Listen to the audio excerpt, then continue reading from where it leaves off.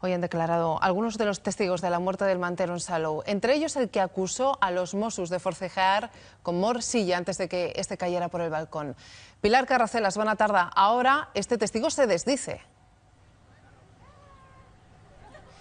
Pues sí, exactamente. Según una información que ha trascendido a los medios de comunicación, este testigo podría haber mantenido la versión inicial que dio a la policía. Todo eso después de decir a los medios que sí, que el senegalés había forcejeado, que la policía había forcejeado con el senegalés antes de que cayera al vacío. Todo esto en los juzgados esta mañana, el hermano del fallecido ha comparecido, ha dicho que no quiere culpar a nadie, sino que quiere aclarar exactamente qué fue lo que pasó. También han pasado por el juzgado 3 compañeros de piso y mañana comparecerán otros 3 más. También faltarán 3 testigos protegidos. Aquí en Salou esta tarde la comunidad senegalesa, unas 100 personas, han celebrado una ceremonia religiosa y una comida popular para homenajear al fallecido, como es costumbre en su religión, y nos han dicho que van a hacer una recolecta, como ya han hecho con otros casos de otros fallecidos de su comunidad, para repatriar el cuerpo de Mora al Senegal.